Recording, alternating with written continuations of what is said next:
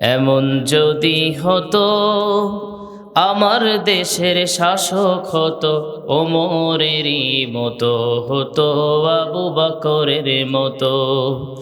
প্রজার দুঃখে যাদের চোখে আসতো না রে ঘুম, দেশের ভেতর পড়ে যেত শান্তি সুখের ধুম। গরিব দুঃখী ভুখা নাঙা নাহি পাওয়া যেত যদি আমার দেশের শাসক হতো ওমরেরই মতো। এমন যদি হতো আমার দেশের শাসক হতো ওমরেরই মতো হতো আবু বকরের মতো। এমন যদি হতো। নবীজি বলেন, আকরাবু মা ইয়াকুনুল আবদু মির রাব্বিহি ওয়া হুয়া সাজিদ। বান্দা যখন সিজদায় চলে যায়, সিজদায় চলে গিয়ে বান্দা যখন চোখের পানি ফেলে ফেলে জীবনের গুনার জন্য যখন অনুতপ্ত হয়ে কান্না করেন, আল্লাহ পাক বলেন, গোলাম শোনো, তুমি যখন সিজদা দাও তখন তুমি দেখো তুমি কার্পেটের উপর সিজদা দিচ্ছ, অথবা তুমি দেখো কোন ফ্লোরের উপর তুমি সিজদা দিচ্ছ, জায়নামাজের উপরে সিজদা দিচ্ছ না, এগুলো তোমার চক্ষু দিয়ে কেবলই দেখো এটা। কিন্তু যখন তুমি সিজদা দাও, আমি আল্লাহ রাব্বুল আলামিন তোমার এতটা নিকটবর্তী হয়ে যায়, আমার কুদরতি কদমটা তোমার কপালের নিচে দিয়ে দে। আমার ভাইরা, আমার বন্ধুগণ, সময়টা হলো শ্রেষ্ঠ সময়, তাহাজ্জুদের নামাজের সময়।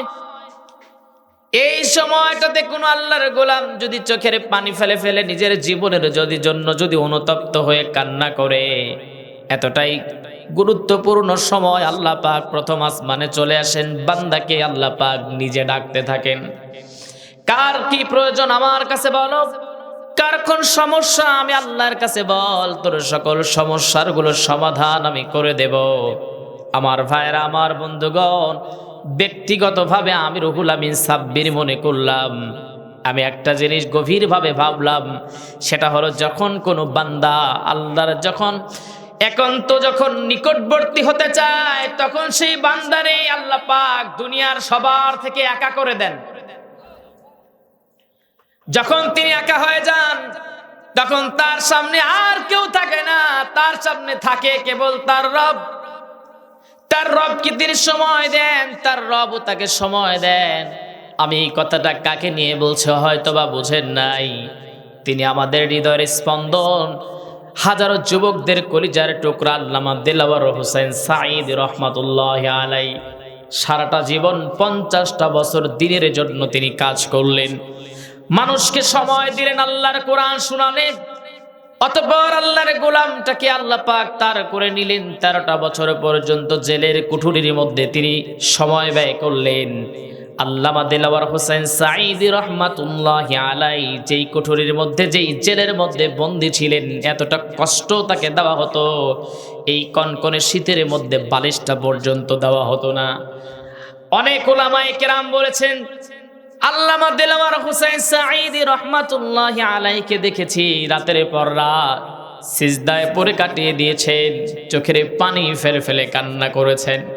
আমার ভাইরা, আমার বন্ধুগণ, অতঃপর আল্লাহ পাক তাকে তার করে নিলেন। তার মানে হলো তিনি একটা সময় দিনের কাজ করলেন, এরপর যখন তিনি আল্লাহর সান্নিধ্য চাইলেন, আল্লাহ পাক তাকে একান্ত তার করে নিলেন। অতঃপর রব তাকে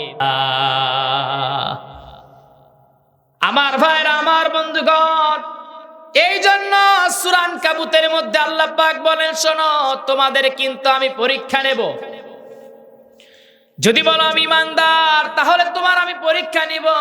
হাসিবান নাসু আইয়ুতরাকু আইয়াকুলু আমান্না ওয়া হুম লা ইফতানুন। সবাই বলে আল্লাহু আকবার। আল্লাহ পাক বলছেন, তোমাকে আমি পরীক্ষা নিব। তুমি যদি বলো আমি ইমানদার, তাহলে তোমাকে আমি পরীক্ষা নিব। আল্লাহ পাক তারও পরীক্ষা নিয়েছেন। আমার ভাইরা, আমার বন্ধুগণ, জালিমরা যখন কাউকে বন্দী করে, কখন তারা প্রথম যে স্টেপটা ফলো করে, সেটা হলো তাকে লোভ দেখায়। সবাই বলেন, কি দেখায়? জালিমরা যখন কাউকে ধরে, আর এটা আল্লাহর পক্ষ থেকে পরীক্ষা থাকে, তখন জালিমরা তাকে সর্বপ্রথম লোভ দেখায়। প্রথমে তাকে লোভ দেখানো হয়, তারপরে যখন লোভ দেখিয়ে যখন কোনো কাজ না হয় তখন তাকে শাস্তি প্রয়োগ করা হয়। আল্লামা দেলাওয়ার হোসেন সাঈদী রাহমাতুল্লাহি আলাইহিকে প্রথমে অফার করা হয়েছিল, আপনি শুধু এই দলটা ছেড়ে দেন, এই দল ছেড়ে দেন, আর আপনি অন্য যা খুশি করেন, তাফসীর প্রোগ্রাম করেন, কোনো সমস্যা নাই, কিন্তু আপনি আল্লাহর জমিন, আল্লাহর দ্বীন কায়েমের আন্দোলন করতে পারবেন না। এই কথা তাকে বলা হলো। তিনি বললেন, সারাটা জীবন যদি জেলের মধ্যে থাকতে হয় রাজি আছে, এটাতে করতে আমি রাজি নাই। তার মানে লোভকে তিনি প্রাধান্য দেন নাই। 2 নাম্বার হলো আল্লাহর এই গোলামকে, এরপরে তাকে শাস্তি প্রয়োগ করা হলো, 13টা বছর তাকে জেলের মধ্যে বন্দী করে রাখা হলো। 3 নাম্বার হলো, যেই কাজটা জুলুমকারীরা করে তাকে শাস্তি দেয়, তাকে এমন শাস্তি দিলেন, দুনিয়া থেকে বিদায় করে দিলেন। আমার ভাইরা, আমার বন্ধুগণ শোনেন, একজন প্রকৃত ইমানদার, একজন মুমিন কখনো বাতিলের কাছে মাথা নত করে না, ঠিক কিনা? হযরত ওমর রাদিয়াল্লাহু তাআলা আনহুর সময় একজন সাহাবী, যার নাম ছিল আব্দুল্লাহ ইবনে হুযাফা রাদিয়াল্লাহু তাআলা আনহু। নাম কি বলেন তো? আব্দুল্লাহ ইবনে হুযাফা। কোথা থেকে কোথায় চলে যাচ্ছে, আবার ফিরবো ইনশাআল্লাহ। আপনাদের কি কষ্ট হচ্ছে? আব্দুল্লাহ ইবনে হুযাফা রাদিয়াল্লাহু তাআলা আনহু আল্লাহর এই গোলাম, যখন তেনাকে পাঠানো হলো জিহাদের ময়দানের জন্য, জিহাদের ময়দানে তিনি চলে গেলেন। রোম সম্রাটের বিপক্ষে যখন তিনি যুদ্ধের জন্য যখন চলে গেলেন, আব্দুল্লাহ ইবনে হুযাফা রাদিয়াল্লাহু তাআলা আনহু একদম টকবগে ইয়াং যুবক মানুষ। তিনি যাবার পর তাকে বন্দী করা হলো। এই বাদশা নামদার তাকে ডেকে বলল, শোনো, যেমন করে হোক মুসলমানদের যে কোনো একটা দলকে আমার প্রয়োজন, তাদেরকে তুমি গ্রেফতার করবা, প্রয়োজনে পরাজিত বরণ করো, কিন্তু মুসলমানদেরকে আমার কাছে নিয়ে আসতে হবে। ধরে 17 জনকে ধরে নিয়ে আসা হলো। তার মধ্যে আব্দুল্লাহ ইবনে হুযাফা রাদিয়াল্লাহু তাআলা আনহু তাকে নিয়ে আসা হলো। আব্দুল্লাহ ইবনে হুযাফা রাদিয়াল্লাহু তাআলা আনহুকে যখন ধরে নিয়ে আসা হলো, নিয়ে আসার পর বাদশাহ তার কাছেই তাকে বসালেন, রোম সম্রাট তাকে বসালেন, আর ডেকে বললেন, আব্দুল্লাহ ইবনে হুযাফা রে, শোনো, আমি তোমাকে অফার দিচ্ছি, তুমি যদি তোমার ঈমানটাকে যদি ছেড়ে দাও, তুমি যদি খ্রিস্ট ধর্ম গ্রহণ করে নাও আব্দুল্লাহ ইবনে হুযাফা, তাহলে তোমাকে আমি যেই কাজটা করব, আমার রোমের অর্ধেক তোমাকে আমি দিয়ে দেব। তার মানে প্রথমে দেখালো লোভ, তোমাকে আমি আমার রোমের অর্ধেকটা দিয়ে দেব। 2 নাম্বারে তোমাকে যে জিনিসটা দেব তুমি মনে করতে পারো মিথ্যা হতে পারে, এই জন্য তোমার মিথ্যাকে আমি নস্যাৎ করে দিতে চাই। তার মানে হলো, আমার একটা যুবতী সুন্দরী একটা কন্যা আছে, সেই কন্যার সঙ্গে তোমারে আমি বিয়ে দিয়ে দিব। এরপরে আমি রোম সম্রাট যেদিন দুনিয়া থেকে বিদায় হয়ে যাব, বিদায় হয়ে যাবার পর তোমাকে আমি যেই কাজটা করব, এমন কিছু করে যাব, পুরো রোমটার ক্ষমতার অধিপতি তোমার আমা বানায়া দেব। আব্দুল্লাহ ইবনে হুযাফা রাদিয়াল্লাহু তাআলা আনহু চোখটা বড় বড় করে রোমের দিকে তাকায়া বললেন, ও রোমের দুনিয়ার কুকুর, এই দুনিয়াটাকে তোমরা গ্রহণ করে নিয়েছ, শুধু রোমটা নয়, যদি তুমি আমাকে যদি পুরো বিশ্বটাকে যদি আমার কাছে এনে দিতে চাও, আল্লাহর কসম করে বলছে, আমি যে আমার রবের উপরে ঈমান এনেছি, ঈমান থেকে এক চুল নড়ব না। আল্লাহু আকবার। আমার ভাইরা, আমার বন্ধুগণ, আব্দুল্লাহ ইবনে হুযাফা রাদিয়াল্লাহু তাআলা আনহু তিনি চাইলে এই অফারগুলো নিতে পারতেন না? সবাই বলেন, পারতেন তো? কিন্তু তিনি এই অফারটাকে গ্রহণ করলেন না। সাহাবীদের ঈমানদীপ্ত জীবনী, সাহাবীদের আলোকিত জীবনীর মধ্যে লেখক সুন্দর করে লিখেছেন, আব্দুল্লাহ ইবনে হুযাফা রাদিয়াল্লাহু তাআলা আনহু তিনি যেই কাজটা করলেন, এইবার বাদশা রাগান্বিত হয়ে গেলেন। আর রোমের বড় বড় যারা ছিলেন, মন্ত্রী যারা ছিলেন, সংসদের যারা ছিলেন, তারা সবাই ডেকে বললেন, শোনো, আব্দুল্লাহ ইবনে হুযাফার ঈমান কত মজবুত এটা আমরা দেখতে চাই। সে আমাদের বাদশা নামদারকে ড্রোমের কুকুর বলে গালি দিয়েছে, তার ঈমান কত মজবুত পরীক্ষা করতে চাই। আব্দুল্লাহ ইবনে হুযাফা রাদিয়াল্লাহু তাআলা আনহুকে একটা জেলের মধ্যে বন্দী করা হলো, আর অপর তার 16 জন বন্ধুকে একটা জায়গায় বন্দী করা হলো, খাবার দেওয়া বন্ধ করে দেওয়া হলো। একটা সময় ডাক্তারকে ডেকে বলা হলো, ও ডাক্তার শোনো, তুমি আব্দুল্লাহ ইবনে হুযাফার দিকে একটু নজর রাখো, যখন দুনিয়া থেকে বিদায় হয়ে যাবে এমনটা যখন তোমার মনে হবে, তখন তুমি যেই কাজটা করবা, আব্দুল্লাহ ইবনে হুযাফা তাকে তোমরা আমার কাছে খবর দিবা। এই কথা বলা মাত্রই আব্দুল্লাহ ইবনে হুযাফার সঙ্গে নিযুক্ত করা সেই ডাক্তার তিনি যেই কাজটা করলেন, তিনি যখন একটা সময় বুঝতে পারলেন আব্দুল্লাহ ইবনে হুযাফা দুনিয়া থেকে বিদায় হয়ে যাবে, সেই মুহূর্তে আব্দুল্লাহ ইবনে হুযাফাকে নিযুক্ত করা এই ডাক্তার গিয়ে বাদশাকে ডেকে বলছে, বাদশা নামদার শোনেন, আব্দুল্লাহ ইবনে হুযাফা জেলের বাহির থেকে দেখতে পেলাম সে তো দুনিয়া এখনই জেলের মধ্যে মরে যাবে এমন অবস্থা, খাবার বন্ধ করে দেওয়ার কারণে। আব্দুল্লাহ ইবনে হুযাফা রাদিয়াল্লাহু তাআলা ডেকে বললেন, শোনো, যখন এই খবরটা বাদশার কাছে চলে গেলেন, বাদশা ডেকে বললেন, ডাক্তার তুমি তাকে যেই জিনিসটা দিবা, তাকে দিবা শুকরের গোশত দিবা, আর কিছু মদ তার কাছে নিয়ে যাবা। কিতাবওয়ালা এই জায়গায় লেখেন, একজন মানুষ যখন হারাম যখন খাবার গ্রহণ করে না, তখন তিনি যদিও তিনি কম খাবার খান, 3 বেলার কাছে 2 বেলা খাবার খেতে পারেন, কিন্তু আল্লাহর ওই গোলাম তিনি ঈমানটা থাকে তার মজবুত, কারণ হারাম যে খায় তার ঈমানটা দুর্বল হয়ে যায়, ঠিক কিনা? এই জন্য আমাদের সমাজে দেখবেন এমন কিছু ভরিওয়ালা মোটাওয়ালা লোক আছে, ও খায় হলো হারাম, নবীজিরে গালি দেয়, তবু ওই জানোয়ারের হুঁশ ফিরে না, কারণ শারীরিক ভাবে ও মোটা, কিন্তু ঈমানিক ভাবে সে হলো দুর্বল। আব্দুল্লাহ ইবনে হুযাফা রাদিয়াল্লাহু তাআলা যদিও তিনি শারীরিকভাবে দুর্বল, কিন্তু তিনি শারীরিকভাবে দুর্বল হলেও ঈমানিভাবে তিনি একজন মজবুত। আল্লাহু আকবার। জেলের ভিতরে যখন শুকরের গোশত আর যখন মদ মেশানো পানি যখন নিয়ে যাওয়া হলো, ডেকে বলা হলো, আব্দুল্লাহ ইবনে হুযাফারে শোনো, তোমাকে এই যে খাবার নিয়ে আসে, তুমি তো এখনই মনে হয় মরে যাবে, এই খাবারটাকে গ্রহণ করে নাও, এই পানিটাকে গ্রহণ করো, কিন্তু এটা সাধারণ কোনো পানি নয়, এটা মদ মেশানো পানি, আর যেই গোশত তোমার জন্য নিয়ে আসা হয়েছে এটা হলো শুকরের গোশত। আব্দুল্লাহ ইবনে হুযাফা ডেকে বললেন, ডাক্তার শোনো, তুমি আমার ঈমানটাকে দুর্বল করতে চাও, শারীরিকভাবে আমি দুর্বল হতে পারি, কিন্তু ঈমানিভাবে আমি কখনো তোমার কাছে মাথা নত করব না। তুমি যদি এই মুহূর্তে এই যদি 2 নাম্বার পচা উচ্ছিষ্ট খাবারগুলো যদি না নিয়ে যাও, এক লাথি মারবো আর জেল ভেঙে পড়ে ওই সাইডে গিয়ে পড়বা। তার মানে তিনি এই খাবারগুলোকে গ্রহণ করলেন না। ডাক্তার চলে গেলেন, আর তিনি গিয়ে বললেন, বাদশা নামদার, আব্দুল্লাহ ইবনে হুযাফারে খাবার দিলাম, কিন্তু আব্দুল্লাহ ইবনে হুযাফা এই খাবার তো গ্রহণ করে নাই, বরঞ্চ আমারে লাথি দিবে বলে অপমান করেছে। বাচ্চা ডেকে বললেন, তাহলে এখন শোনো, আমি দেখতে চাই ওর ঈমানটা কত মজবুত। আব্দুল্লাহ ইবনে হুযাফার জন্য তেলের ডেকচি গরম করো। তেলের ডেকচি গরম করা হলো। আব্দুল্লাহ ইবনে হুযাফা এবং তার সফর সঙ্গী যারা ছিল, জিহাদের ময়দানে যে সঙ্গীগুলো ছিল, তাদেরকে নিয়ে যাওয়া হলো, এক জায়গায় বাঁধা হলো।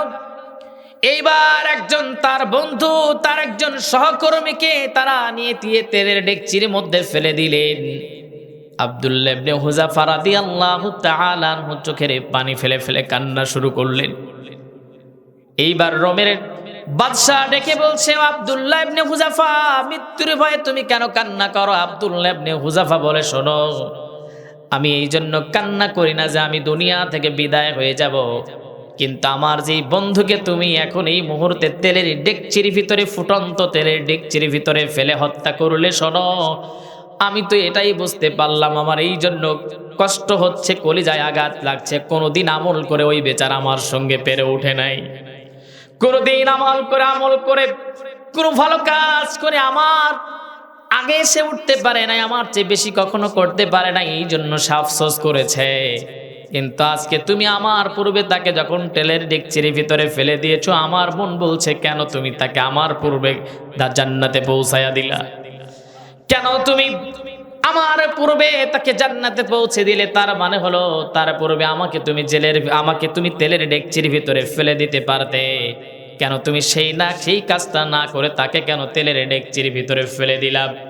এইবার বাদশা ডেকে বলছে, কেমন করে, তাদের তো ইমানটা আমি কোনোভাবেই নিতে পারছি না, ইমানটাকে দুর্বল করতে পারছি না। তিনি চিন্তা করলেন আবার কি করা যায়। এইবার বাদশাহ যেই কাজটা করলেন, ফাঁসির মঞ্চ রেডি করলেন। ফাঁসির মঞ্চ রেডি করার পর আমার ভাইরা, আমার বন্ধুগণ, সবাইকে দাঁড় করালেন। আব্দুল্লাহ ইবনে হুযাফারে যখন নিয়ে যাওয়া হচ্ছিল, তাকে বলা হচ্ছিল, আব্দুল্লাহ ইবনে হুযাফা শোনো, তোমার জীবনের শেষ সময় এটা, এখনো সময় আছে, বাদশার কাছে ক্ষমা চাও। আব্দুল্লাহ ইবনে হুযাফা বলছেন, শোনো, আল্লাহর কসম করে বলছি, কখনো রোমের কুকুরের কাছে আমি মাথা নত করব না। আমার ভাইরা, আমার বন্ধুগণ, কষ্টের জায়গা হলো এটা, আমাদের কষ্টের জায়গা হলো এটা। আমাদের মধ্যে এমন কিছু মানুষ আছে, প্রয়োজনে ইমানটারে বিক্রি করে হলেও নেতার পায়ে তেল মারে, পাও চাটে, এমন কিছু জানোয়ার আছে না নাই?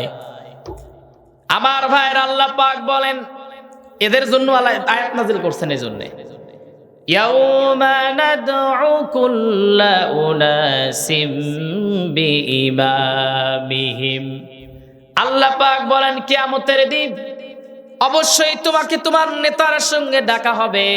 আমার ভাইরা, আমার বন্ধুগণ, এখন চিন্তা করেন, যদি কোনো নেতার সঙ্গে যদি আপনাকে ডাকা হয়, এমন একজন নেতা, যে নেতাটা সারাটা জীবন ছিল গোমচোর, কিশোর। ইয়াউমা নাদউ কুল্লা উনাসিম বিইমামিহিম, কিয়ামতের দিন তোমাকে তোমার নেতার সাথে ডাকা হবে।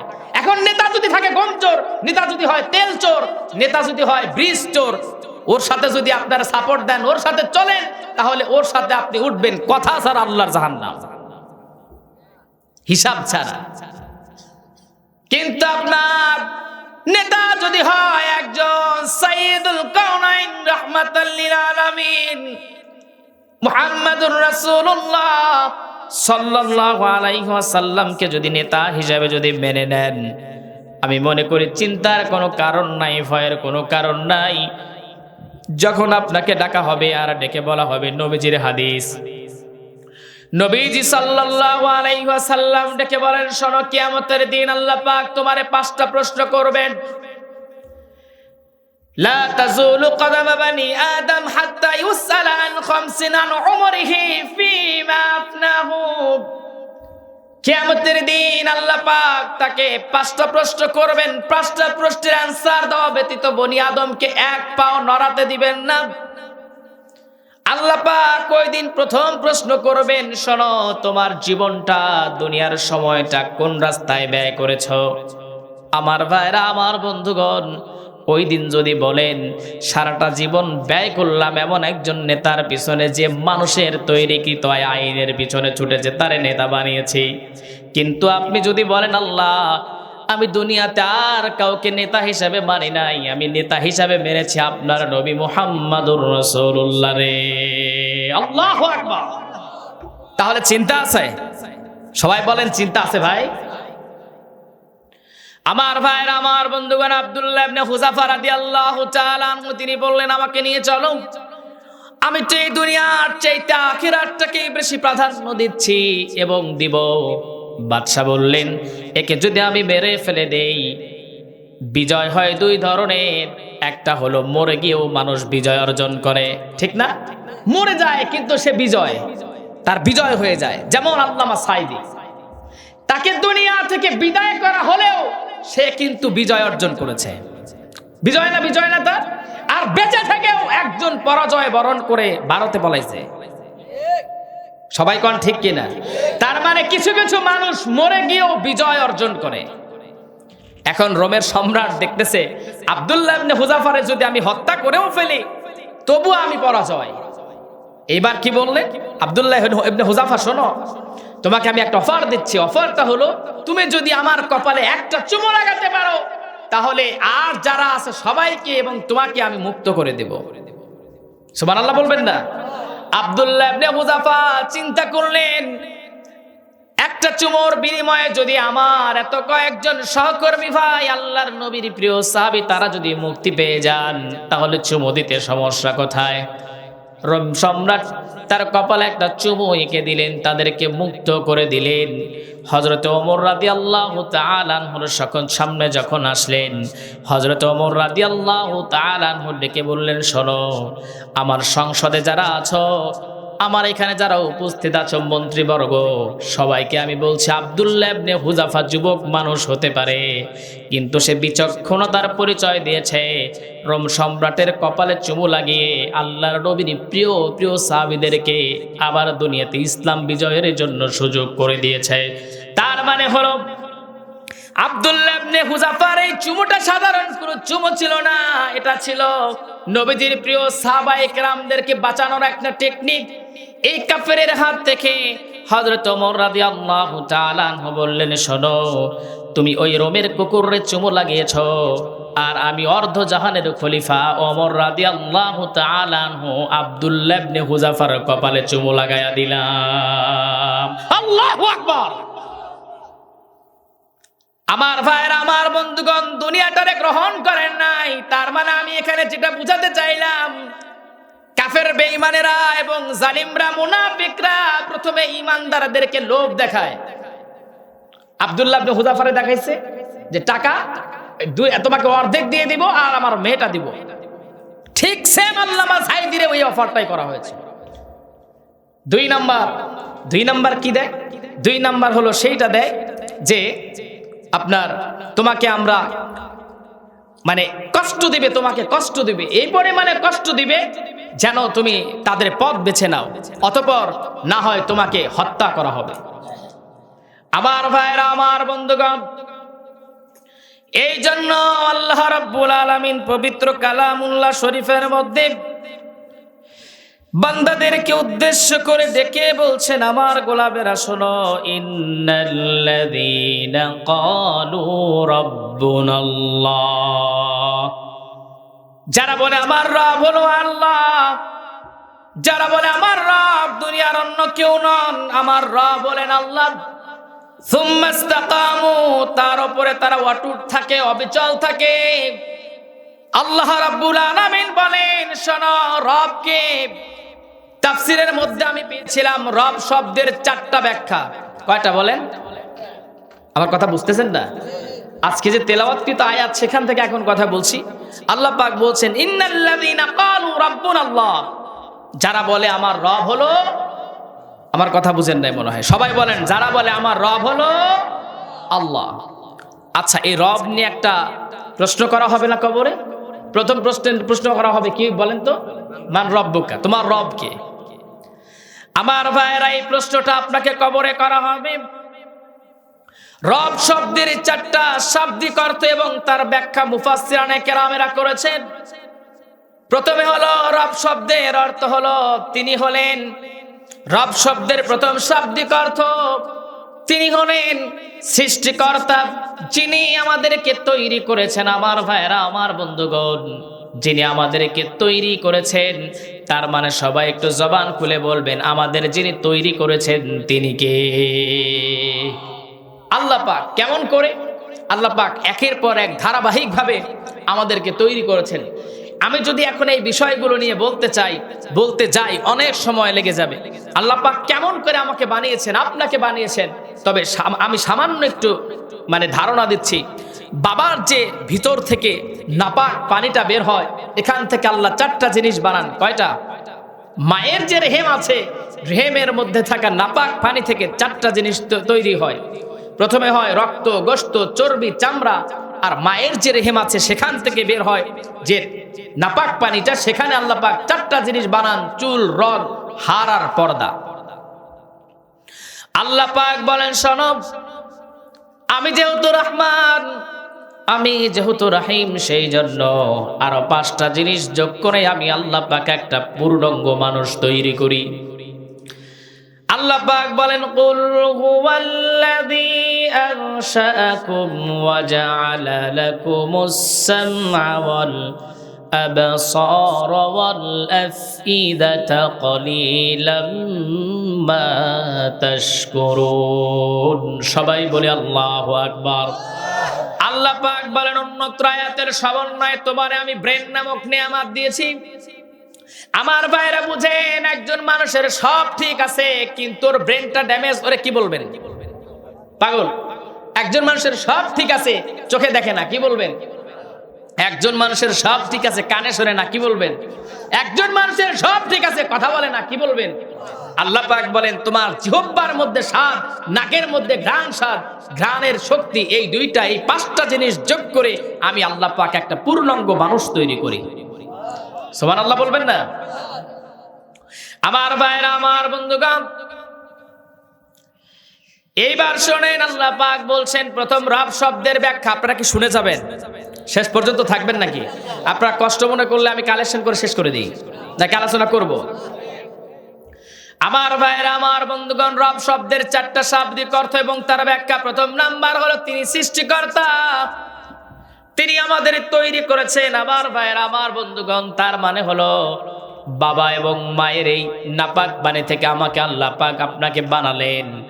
দুই নাম্বার রব শব্দের শাব্দিক অর্থ হলো তিনি আমাদের লালন পালন কর্তা। জোরে কোন সুবহানাল্লাহ। তিনি শুধু বানাইছেন এমনটা নয়, বরং তিনি আমাদেরকে কি করেছেন? লালন পালন করেছেন। সুবহানাল্লাহ বলতে পারেন নাই? আচ্ছা, এই যে আমরা দুনিয়ার মধ্যে চলছি ফিরছি, অনেকে মনে করবেন যে হুজুর আমার বাবা আমারে খাবার খাওয়ায়। অনেকেই বলবে হুজুর আমার মা রান্না করে দেয়, আমার মা আমার দেখাশোনা করেছে বলেই আমি এত দূর আসছি। ঠিক আছে, কিন্তু মায়ের পেটের মধ্যে আপনার লালন পালন কে করছে? বলেন, কে করেছে? আল্লাহ। আল্লাহ পাক বলেন শোনো, তাই না? হুয়াল্লাযী ইউসাউবিরুকুম ফিল আরহামি কাইফা ইয়াশাউ লা ইলাহা ইল্লা হুয়াল আজিজুল হাকীম। সবাই বলে আল্লাহু আকবার। আল্লাহ পাক বলেন শোনো, তোমার মায়ের পেটের মধ্যে তোমার এই যে মুখের স্ট্রাকচার কেউ দেয় নাই, তোমার মুখের যে সুন্দর আকৃতি আমি আল্লাহ রাব্বুল আলামিন নিজ কুদরতি হাত দিয়ে দিয়েছি। সুবহানাল্লাহ। আমি একটা কিতাবের মধ্যে পড়েছিলাম, আল্লাহ পাকের ফেরেশতারা পুরো মানুষের একটা বডি তৈরি করে, হাত পা তারপর আপনার বুক সব বানায়, কিন্তু মুখের এই অংশটা বানান হলো স্বয়ং রব্বে কারীম। জোরে কোন সুবহানাল্লাহ। কেন আল্লাহ পাক এই মুখের অংশটা বানান? এই জন্য, কারণ এই মুখ দিয়ে তার বান্দারা তার জিকির করবে। সুবহানাল্লাহ। কিন্তু সেই মুখ দিয়ে যখন ফাহেসা কথা, বেফাস কথা যখন উচ্চারণ করে, আল্লাহর ফেরেশতারা তখন তার থেকে দূরে সরে যায়। আমাদের মধ্যে এরকম বেফাস কথা বলে এমন লোক আছে না? সবাই কোন আছে না? আর প্রত্যেকটা এলাকার মধ্যে একটা করে মা বোন থাকে, ও একটা মানে দাঁড় কাউয়া, নাকি বলেন? মা বোনের অনেক এখন রাগ করবে, আমাদের এখানে আছে কিনা জানি না, তবে আমাদের এলাকায় আছে। মানে সন্তানটারেও কুত্তা ছাড়া ডাক দেয় না। কথা বুঝেন নাই? এখন তো আমি সেই শব্দগুলো বলতে পারতেছি না, বলা তো যাবেও না, মানে বললেও বলবে যে কুত্তার বাচ্চা। কথা বুঝেন নাই? আল্লাহ পাক বোঝানোর ক্ষেত্রে বলতেছি, মানে নিজের ছেলেটার সাথে ভালো কথা সেটাও বলবেন না। আর মানুষের সাথে যদি কিছু হয়, ওরে বাবা তাহলে তো খবর আছে। আমাদের এলাকায় একটা ছিল, তার কানের মধ্যে কে কুলু লাগাইছে আল্লাহ পাক সে ভালো জানে। বিগত 4, 5, 7 বছর হলো আমাদের দেখলেই বকাবকি করে। আমি মসজিদে যাচ্ছি, আমাকে খারাপ উচ্চারণ করতো, খারাপ কথা বলতো। তো যাই হোক, সব আল্লাহর জন্য সবর অর্জন করেছি। পরে যখন আমি যখন সাহস পেলাম, যখন শক্তি সঞ্চার হলো, একটু বড় হয়ে গেলাম, তখন আমি এটা চিন্তা করলাম যে এটার একটা কিছু করা দরকার, কারণ আমারও তো একটা সম্মান আছে, নাকি বলেন? পরবর্তীতে যখন এটাকে নিয়ে যখন ধরলাম, এখন একদম ঠান্ডা, এখন একদম ঠান্ডা। তার মানে এই সকল বদমাইশ গুলারে ছেড়ে দিলে কাজ হবে না, তাদের লল্লি চিপায় ধরতে হবে। আমার কথা বুঝেন নাই? তার মানে এলাকার মধ্যে মা বোনেরা যারা থাকবেন সচেতন থাকবেন, কখনো এই ধরনের মহিলাদের সাথে বন্ধুত্ব করা যাবে? আমার ভাইয়েরা, আমার বন্ধুগণ, রব শব্দের ব্যাখ্যা করছি, আবার মা বোনদের জন্য আলোচনা আছে, মা বোনেরা হতাশ যেন হইেন না, আবার রাগও করেন না। রব শব্দের 4টা শাব্দিক অর্থ আমি করছি, ব্যাখ্যা করছি। 2 নাম্বার হলো তিনি লালন পালন কর্তা। আল্লাহ পাক বলেন কেমন করে তোমাদের জন্য খাবার দেই শোনো, আমি যেহেতু রব সেই জন্য তোমাদের খাবারের ব্যবস্থা করি। আল্লাহ পাক বলেন ওমা খালাকাতুল জিন্না ওয়াল ইনসা ইল্লা লিয়াবুদুন। জিন আর ইনসানকে আল্লাহ পাক তার দাসত্ব তার গোলামির জন্য আল্লাহ পাক বানিয়েছেন। আল্লাহ পাক এবার বলেন শোনো, মা উরিদু মিনহুম মির রিজকিউ ওয়া মা উরিদু আইয়ুতঈমুন ইন্নাল্লাহা হুয়ার রাজ্জাকু যুল কুওয়াতিল মাতিন।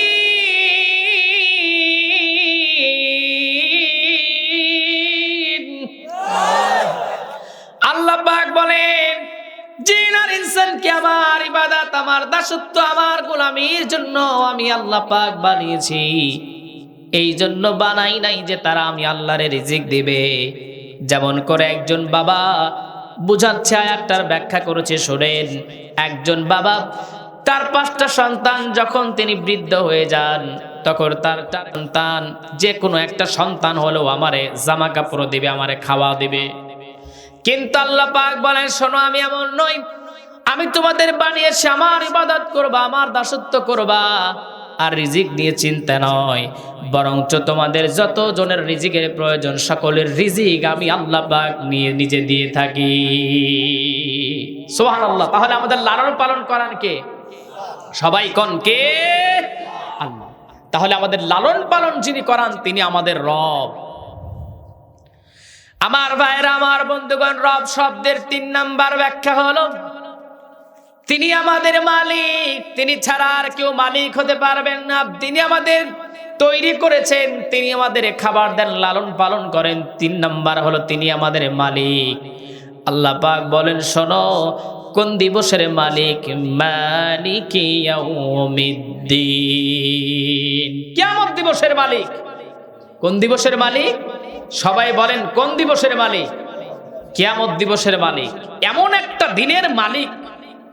আমি আমার মসজিদে ঢাকাতে আমি এটা নিয়ে তাফসির করতেছিলাম, এবং গত জুমায় আমি এটাই তাদেরকে বুঝিয়েছি। সূরা বাকারার 48 নম্বর আয়াত থেকে আমি তাফসির করেছি।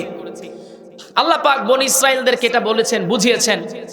বনি ইসরাইলরা মনে করতো, আপনাদের কষ্ট হচ্ছে না তো ভাই? বনি ইসরাইলরা তারা মনে করতো যে আল্লাহ রাব্বুল আলামিন আমাদেরকে ধরবেন না। কেন ধরবেন না? কারণ বনি ইসরাইলদেরকে আল্লাহ পাক এর মধ্যে বনি ইসরাইলের মধ্যে আল্লাহ পাক অসংখ্য নবী রাসূল প্রেরণ করেছেন, এবং তাদের আল্লাহ পাক কর্তৃত্ব দিয়েছিলেন, কিতাব দিয়েছিলেন, এবং তাদেরকে শ্রেষ্ঠত্ব আল্লাহ পাক দিয়েছিলেন। এই জন্য বনি ইসরাইলরা মনে করতো আল্লাহ পাক মনে হয় আমাদের ধরবেন না।